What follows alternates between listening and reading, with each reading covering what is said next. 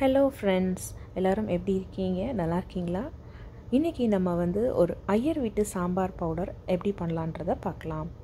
So அதுக்கு ஒரு cup நான் எடுத்திருக்கேன். இந்த மாதிரி ஒரு கப் மெஷர்மெண்ட்டுக்கு இதை எடுத்துக்கோங்க. இதில் அந்த கப்பு ஃபுல்லாகவே வரமிளகாய் ரெட் சில்லி நான் போட்டுக்கிறேன். நெக்ஸ்ட்டு அதே கப்பில் நான் தனியா கொரியாண்டர் சீட்ஸ் அதை எடுத்துக்கிறேன். அது ஒரு கப்பு. மிளகாய் வத்தல் ஒரு கப் எடுத்தால் தனியாவும் ஒரு கப் ஃபுல்லாக நம்ம எடுத்துக்கிறோம். அடுத்ததாக 1/3 கப் எடுத்துருக்கிறேன். ஸோ அதில் இப்போ சன்னா டால், அதாவது கடலைப்பருப்பு, அதை நம்ம போட்டுடலாம். அந்த 1/3 கப் ஃபுல்லாக நம்ம போட்டுக்க போகிறோம். ஒரு கப்பு கடலைப்பருப்பு. அதே கப்பில் துவரம் பருப்பும் நம்ம போட்டுக்கலாம். அதுவுமே ஃபுல்லாகவே அந்த 1/3 கப் ஃபுல்லாகவே நம்ம ஒரு கப் போட்டுக்கிற போகிறோம்.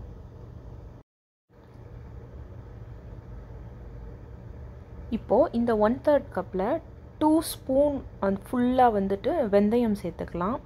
சாம்பார் பவுடர்னால் வெந்தயம் தான் மெயின். ஸோ வெந்தயம் நம்ம அதிகமாக சேர்த்துக்கலாம், 2 ஸ்பூன்.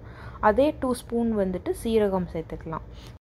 இப்போது இந்த 1/3 கப்பில் பாதி வெந்தயம், பாதி சீரகம், அந்த மாதிரி ஃபில் பண்ணிக்கலாம். ஸோ இப்போ இந்த எல்லா இன்க்ரீடியன்ஸையும் தனித்தனியாக நம்ம வறுத்து எடுத்துக்கலாம். ஆயிலெலாம் தேவையில்லை. ஃபஸ்ட்டு வரமிளகாவை அந்த கடாய் கொஞ்சம் சூடு பண்ணிவிட்டு அந்த இதிலே மிதமாக வச்சு நம்ம வறுத்துக்கலாம். இப்போது இதை தனியாக எடுத்து வச்சிடலாம்.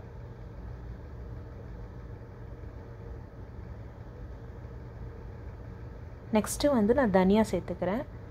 அதையும் நல்லா மிதமான தீயில் வச்சு வறுத்துக்கலாம்.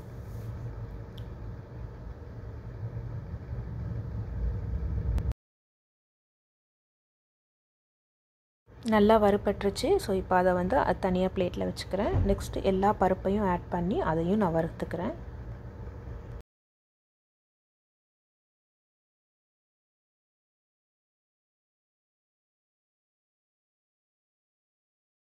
பருப்பு நல்லா வறுபட்டுருச்சு, தனியாக எடுத்து வச்சுக்கலாம். இப்போ சீரகமும் வெந்தயமும் மிதமான தீயில் வச்சு நான் வறுத்துக்க போகிறேன்.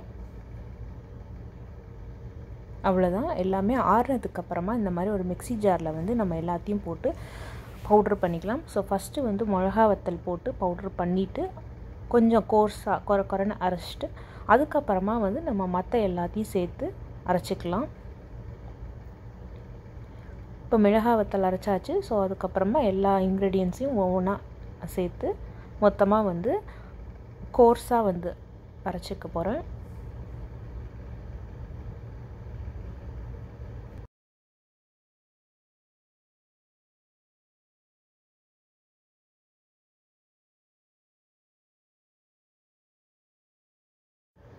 அரைச்சிட்டு நான் உங்களுக்கு காமிக்கிறேன்.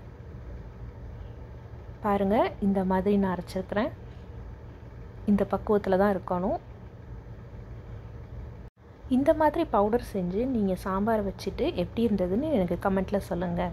நீங்கள் இப்போ தான் நம்ம சேனலை புதுசாக பார்க்குறீங்கன்னா சப்ஸ்கிரைப் பண்ணிவிட்டு பாருங்கள். இந்த வீடியோ உங்களுக்கு பிடிச்சிருந்தால் லைக்கை தட்டி விட்டுருங்க.